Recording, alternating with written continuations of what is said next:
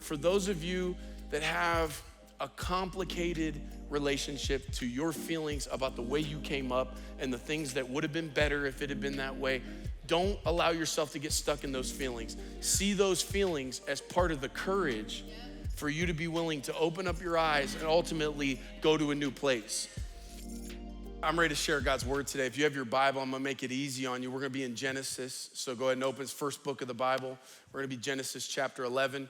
And here's what I wanna talk to today. I wanna talk to anybody who has either had the thought or maybe you have said out loud recently, something has got to change. Yes. Something has got to change. Maybe you know what needs to change. Maybe it's not a matter of confusion, it's a matter of follow through and execution. Or maybe for you, even knowing what needs to change. I don't know if it's me, I don't know if it's them, I don't know even within me what needs to change, but you know something needs to change. I cannot stay here. I can't stay in this place. Maybe you've been stuck, you feel stuck, and whatever I've got to do, something needs to change. I want to talk to you today out of a 4,000-year-old story that will be freakishly applicable to all of those with the courage to take a step of faith and to change. Genesis 11, at the end of Genesis 11, introduces maybe the most prominent character in the Old Testament is Abraham. You probably remember that song, Father Abraham had many sons, right? Well, Abraham was the father of the nation of Israel. The nation of Israel did not exist until Abraham led that process and was tapped by God and called by God to do that. But what I want to actually do is back up even before Abraham ever became aware of Yahweh, before he ever became aware of God's purpose and call for his life, and before the nation was even a thing, is actually to his origin story. So we're gonna go to Genesis 11, verse 27. By the way, I'm gonna read this story to you. There's gonna be names and it might be a little confusing. Hang with me, I promise you I will not lose you, okay? I promise you I will bring this all together and it will all make sense, okay? Okay, Genesis 11, 27 says, this is the account of Terah's family. Terah was the father of Abraham, Nahor, and Haran. And Haran was the father of Lot. But Haran died in Ur of the Chaldeans, the land of his birth, while his father Terah was still living, okay? So Abraham's brother Haran died and was outlived by his brothers and his father. Verse 31, one day Terah took his son, his still living son Abraham, his daughter-in-law Sarai, who would eventually be Sarah, and his grandson Lot, and moved away from Ur of the Chaldeans and was headed to the land of Canaan, but they stopped at Haran and settled there. Now notice that. The name of the son who died was named Haran, and he was on his way to Canaan, and he stopped in a city called Haran. Haran was Terah, so Abraham's father. It was his hometown. It's where he was from. And he had named his son after his hometown. Terah lived there 205 years and died while still in Haran. It says he was on his way. He was headed for Canaan, but he never got out of Haran. I know I just said a bunch of names. We're talking about ancient Mesopotamia. And so let me show you first a map. Okay, bring up that first map real quick. Okay, go ahead and, yep. Okay, so you see Ur, okay, right here. And this is where all of this goes down. This is where Haran dies. And so they decide we gotta leave, and they go up to Haran. Haran's about 800 miles from Ur, 800 miles. You see Canaan, it actually is right here. This is Canaan, which is another 400 miles from Haran. 800 miles, keep in mind the way they would travel, right? They didn't have planes, trains, and automobiles. If you're going 800 miles, you're talking, this is years probably of a journey. It's gonna take a very, very long time. And so what we see is that Terah ends up not being able to get past Haran. Just to make sure 100% nobody gets lost, because I promised you, go ahead and bring up that next map. This is Ohio. Okay? So my name's Greg. I was born in Marion. That's a true story. I was born in Marion General Hospital, July 15th, 1980. Marion's right here. At some point, God called me to also known as Toledo. So I went up to Toledo. I was there for a while. Imagine up in Toledo, I have some kids, and I name one of them Marion, okay, after my hometown. At some point, God calls me from after my child Marion dies, and I leave and I'm headed to the promised land of Columbus, Ohio. Come on. God's chosen place for God's chosen people. Come on. But I'm on my way. As I'm there, I'm on my way, I get stuck in Marion.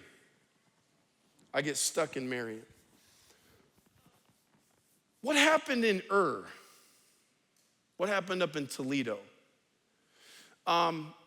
If you read Genesis 11, it tells us that Haran died. So we know that he died. It doesn't tell us how he died. Now let's get our bearings here in terms of world and human history. Okay, so think about history, the earliest times, prehistoric. At some point, people started writing stuff down, and they started to have civilizations. One of the early civilizations was the Mesopotamians. So is part of the Mesopotamian civilization. And at this point, people are now starting to develop theologies, or essentially beliefs, or sometimes myths or superstitions about gods or God. The Mesopotamians, especially the people in worship the moon god. And when you look actually at Abraham's father, so we don't have in Genesis 11, here's exactly how he died and a ton about the family. It's very little. But if you look at rabbinic tradition, which I want to be very clear, because you don't even need to email me or get upset. I'm not saying that rabbinic tradition is on par with the scriptures. I'm not saying that, but it's not wrong to read rabbinic tradition to understand some of these parallel texts or pieces of history to kind of help us better understand. Within rabbinic tradition, there is actually some stories of how Haran may have died, or how they say Haran died. And this is the story. The rabbinic tradition says that Abraham's father, Terah, was an idol salesman. Okay, he was a vendor of idols. Again, get our bearings. Yahweh's not even introduced himself to Abraham at this point. But his father is starting to make these false gods and sell them. And so he has like a store or in the marketplace where people would come buy idols, or they would come worship idols. And it doesn't sit well with Abraham. Abraham's like, this is dumb. Like, these are man-made things, and people are worshiping, and they're developing superstitions around these statues. And so he kind of calls bull on the whole thing. In fact, at one point, this guy comes in, and he wants to buy a statue, worship a statue, and he's like, my man, how old are you? And he's like, 50. He's like, this thing was made 2 days ago. It's 2 days old and you're 50 years. Why is a 50-year-old man bowing to a 2-day-old statue? And the man left dejected. It was hurting the family business. At one point, a woman comes in and she wants to worship a statue. He's just fed up. And so one day, Abram, according to rabbinic tradition, took a stick and destroyed all of the idols except one, the biggest one. And so he breaks them all with a stick, and then takes the stick and puts it in the hand of the biggest idol. And he waits on his dad. And his dad shows up, everything's destroyed, and there's one idol sitting there with a stick in its hand. And his dad's like, what happened? And Abram's like, the big idol beat up all the little idols, what can I say? And his dad said, you're a liar. It was you. There's no way that idol could have done this to these other idols. He's just a statue. And Abraham said, now I'm really calling bull. Because if your idol isn't powerful enough to destroy other idols, why is it powerful enough for you to bow down to it? Didn't sit well with Pops. So now Abram and Terah are having a conflict. And instead of Terah eating the humble pie, he goes and incites the powerful people against his own son. And so now you have, go over here, Haran, the brother, doesn't know what side to take. Do I take my dad's side? Do I take my brother's side? He's a bit confused.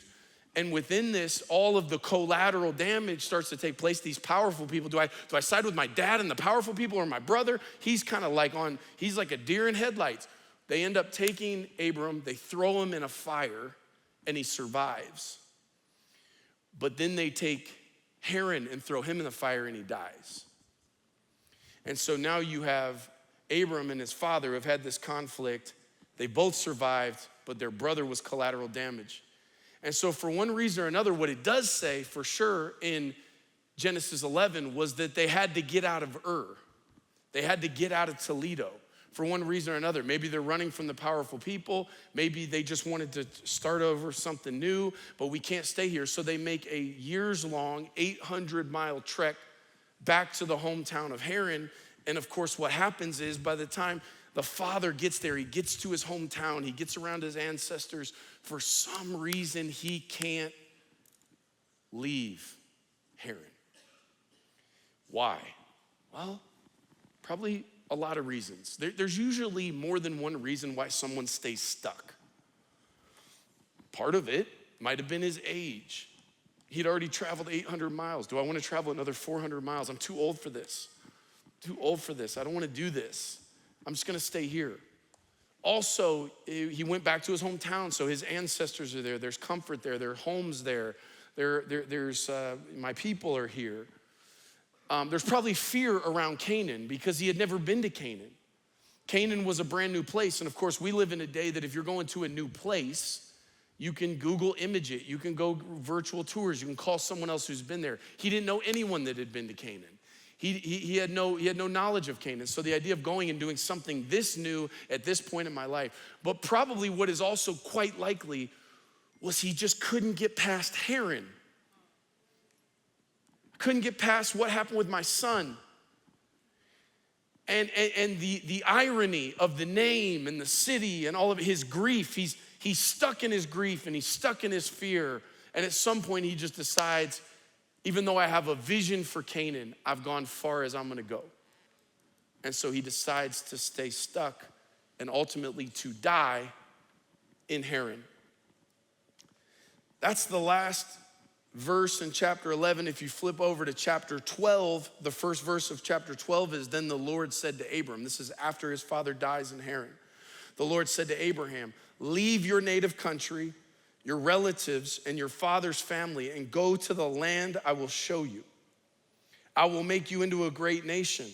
I will bless you and make you famous, and you will be a blessing to others. Notice, when he says I'll make you famous, that's not a superficial thing. This is, I want to make your name great, not just so you can have a great name, but so that, look, why? So that you can be a blessing to others. I want to not just make your name great, I want to make you great, and I want you to do great things. Verse 3, I'll bless those who bless you, and I'll curse those who treat you with contempt, and all the families on the earth will be blessed through you. I wanna give three observations that I think is worth us noting for anyone who's trying to change, that I think even though this message is 4,000 years in the making, I think it becomes very, very relevant. The first observation is that Abraham refused to be limited by what happened in his first 75 years. Genesis 12 verse 4 says, after God told him to go, Abraham departed as the Lord had instructed, and Lot went with him. Look at this. Abraham was 75 years old when he left Haran. 75 years old. Even though he was 75 years old, he refused to be stuck in his ways. He refused to allow all of the activity, the dysfunction, the pain, the drama around the family heirlooms and the family business and the the failed idol business and the hard feelings maybe that he may have had with his father, and the personal responsibility that he had at the death of his brother, and the 800-mile journey and all of it. He refused to allow that to cloud what God could still do in his life. And so at 75 years old, he continued to take steps, and he was willing to go to a place he had never been. It says in Hebrews 11, 8 and 9, so this is now a New Testament text where the writer of Hebrews is ultimately trying to help us to learn from and actually be inspired by, encouraged by Abraham's example. And it says in Hebrews 11, 8 and 9, it was by faith that Abraham obeyed God when he called him to leave home and go to another land that God would give him as his inheritance. He went without knowing where he was going. Look at this, verse 9. And even when he reached the promised land, he lived there by faith, for he was a foreigner living in tents. I was thinking about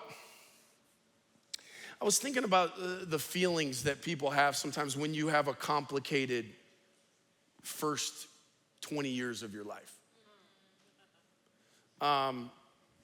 Often it's something that it creates negative feelings. You're going, man, I wish I had been born into a healthy family. Wish I had a good relationship with my parents or my siblings or my community. One of the things about life is if you keep taking this stuff and iterating in a positive direction and growing in wisdom and, you keep your head up and all this, throughout life, you get older, you get wiser, and you can't help yourself but to look back a little bit and go, I wish somebody would have told me this when I was 12. Somebody should have talked to me about this when I was 8. Why am I learning this at 40? And so we can't help ourselves sometimes but to look back and wish maybe that we had been born into a different environment or to sort of hold on to those feelings. And I want to say, I hope you'll actually think differently about that, because I actually think that part of what caused Moses to be willing to not be stuck in Haran was probably some of the pain and some of his bitter taste in his mouth from his first 75 years. Like, let's think of it like this. Let's pretend like you were in this family that was like the dream. All right, it's all sunshine and roses. Picket fence, lots of nurture, lots of great relationship. Your family, your parents and your aunts and uncles and the leaders, you're surrounded by good leaders and loving individuals, and it's all great. And your great relationship with your brothers and sisters, and now you've been tasked with the family values, and now we want you to carry this on, and so they give you all the heirlooms. And now you're in charge of protecting the heirlooms. So now you have to build a case, and you've got to build a closet, and you've got to build a protective structure to protect all the family heirlooms. But what if the family heirlooms are idols? And what if you have actual warm, fuzzy, comfortable feelings and nostalgia around idols? Would you even question the idols? What sort of bad feeling would you have to fight through to take a stick to an idol? If that idol is grandma's china, it's a family heirloom. And so the visceral reaction, the negative feeling would probably keep you, you'd probably end up doing it even if it made your kids sick.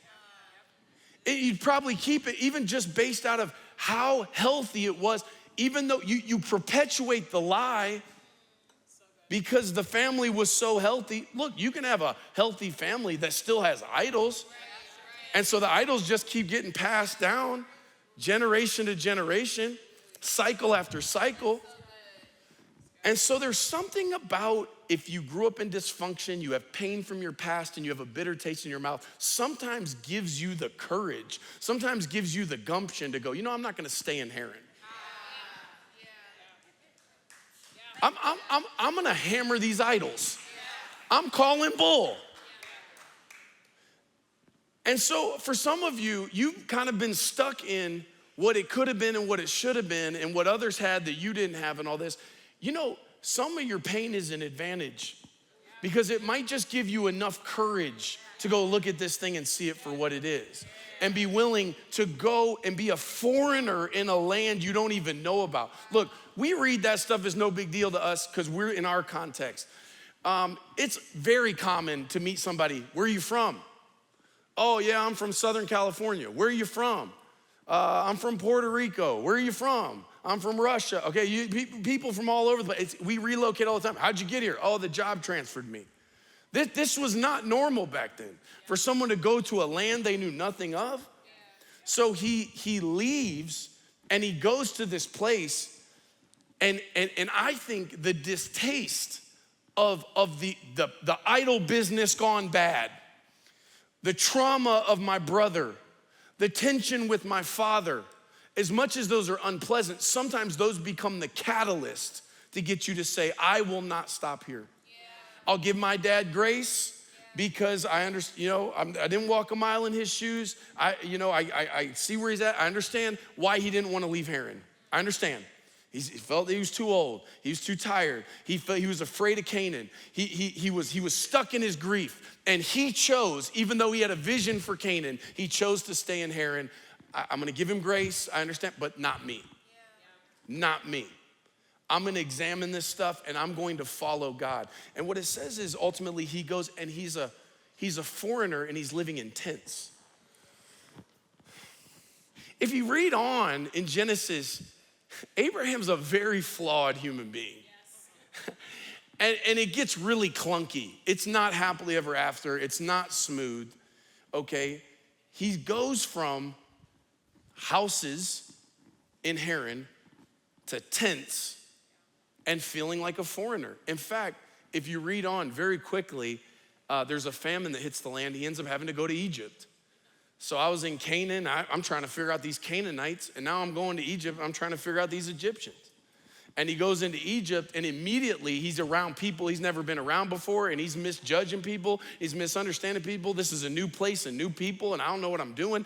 And so he goes in and he makes assumptions about people he doesn't know about, because it's foreign. He's a foreigner. He's afraid. He doesn't know what to do. So he goes in. When he goes into Egypt, he has his wife with him, and he's like, his wife's beautiful, and he's like, you know what? These Egyptians, I don't know what to think of these Egyptians. I'm a foreigner. What are they gonna do? They look at my wife. My wife's beautiful. They're gonna kill me. So he tells his wife, hey, just say you're my sister.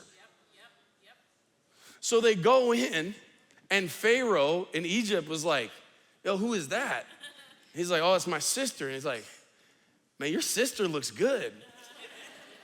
I want to marry your sister. And so he marries his sister.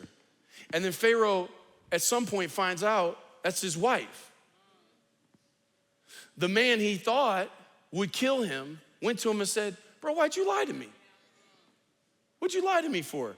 He's like, I thought you'd kill me. He's like, man, what? Because I'm Egyptian? Think I'm just gonna kill you? You don't know me. Get out of here. He doesn't kill him. He boots him. Get out of here. Get your wife and get out of here. He makes a whole assumption about these Egyptian people and what they're, it's clunky, dude. It's messy. And so he didn't go from Haran all into happily ever after. He went to Haran to feeling like a foreigner, to being in tents, to being in an uncomfortable place, to feeling like a stranger in that place. There were all kinds of mistakes that were made, okay? And yet in the process, God was doing something bigger. He had to be willing to say, I will not stay stuck in Haran. I will take on the unknown and the fear and even the negative feelings. Today, I just want to encourage you, for those of you that have a complicated relationship to your feelings about the way you came up and the things that would have been better if it had been that way, don't allow yourself to get stuck in those feelings. See those feelings as part of the courage for you to be willing to open up your eyes and ultimately go to a new place. So Abraham refused. He refused to be limited by what happened in his first 75 years. The second thing is, and we kind of already talked about this a little bit, but Abraham's purpose, the second observation, Abraham's purpose required him to go beyond his family and everything familiar. One of the things to understand about the way people thought at that point was they had a cyclical view of history. basically they felt like nothing new happens. So everything that's happened with your ancestors will eventually happen to you, and then someday will happen to your descendants and your kids. And because people stayed generally in the same geographic region and they were locked into the same groups of people, this is how they saw it. So they think we're all gonna just live and die in the same cycle. So when you look at the Bible, by the way, and this is where this really starts to get good, the Bible, let's go to the right altitude, let's fly up high. 1,500 years is what spans the writing of the Bible. It was written over 1,500 years. Over 40 authors, 3 continents, and it was all brought together to show a story arc of over 1,500 years, what God did, what God was up to.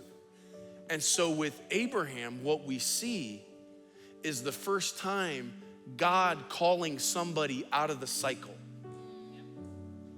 Somebody who lived in a day where people believed we are hopelessly connected to the cycle.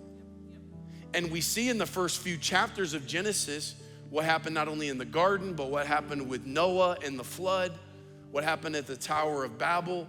We see what was happening is the violence of Cain and Abel. People were starting to oppress one another. They were starting to, again, it was becoming more violent. And God said, Abraham, I'm going to do something and I'm gonna make your name great, but don't think it's about your name being great. I'm going to bless the entire world through you. And we're gonna start a nation of people, and I want you to do it different. I'm gonna give you an opportunity to step out of the cycle. And we're gonna have to go to Canaan, because Haran it's there's too much going on there. It can't happen in Haran. Haran's too comfortable. I gotta bring you out of the grief and the comfort. I gotta bring you out of the boredom and the comfort into faith and adventure. But I'm inviting you out of the cycle. And it leads me to the third observation from this story, is that what God did with Abraham is what God is still doing. What God did with Abraham is what he's still doing. When he said, I'm gonna bless all people through you, ultimately what he was talking about was not just what he would do with the nation, but what he would do with Jesus. And so look at this in John 8, as Jesus is trying to help people understand the context of his life. He says, your father Abraham rejoiced as he looked forward to my coming. And he saw it and was glad. In other words, when God was saying to Abraham, hey, I'm gonna make a great nation. I'm gonna bless those who bless you. I'm gonna curse those who curse you. But what I'm gonna do is ultimately through you, through your line, I will bless the world. What he was doing was foreshadowing ultimately to Jesus. And Jesus was saying, I'm the fulfillment of that. Okay, let's get our full bearings on this thing. Hebrews 11, 8 and 9. It was by faith Abraham obeyed God. He was willing to leave home, go to another land that would be given to him as an inheritance. He went without knowing where he was going. And even when he reached the land God promised him, he lived there by faith, for he was like a foreigner living in tents. And look at this. And so did Isaac and Jacob, who inherited the same promise. So because Abraham refused to stay stuck in Haran, he did not allow his brother's death and his relationship to his father and all that contained to limit what God was going to do with his son Isaac and his grandson Jacob. And because he was willing to leave, and he was willing to be a foreigner in the land, and he was willing to live in tents, and he was willing to walk by faith. And by the way, that's what the writer of Hebrews is trying to help us see. It says, hey, this guy, Abraham, he had less evidence than you do of God's faithfulness. It said, but he walked by faith, and it was counted to him as righteousness. It was counted to him as righteousness. It was like, dude messed up a lot, but his faith was counted to him as righteousness. And so today, I want to encourage you, wherever you are. I want to encourage you. Man, it's not about Haran. It's not about Terah. It's not about Abraham. These things speak to us about us. Take them out of the story and put yourself in. What is the area in your life? What is the area of your life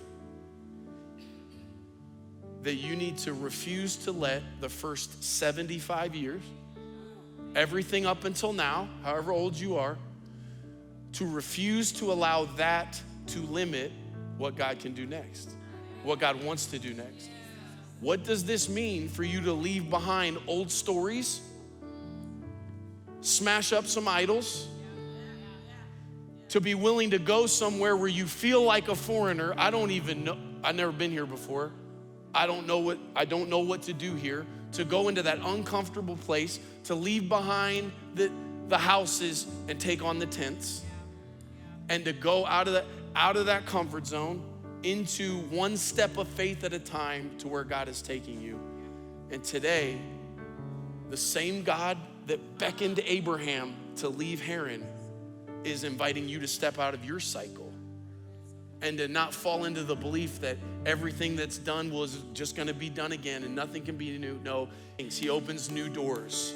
And so there's a whole lot of life left to live. In fact, they really started documenting Abraham's life once he left Haran. It was just a few verses before, several chapters after. And for some of you, because you're 75 years in, you think all your life's behind you and you're actually about to start living.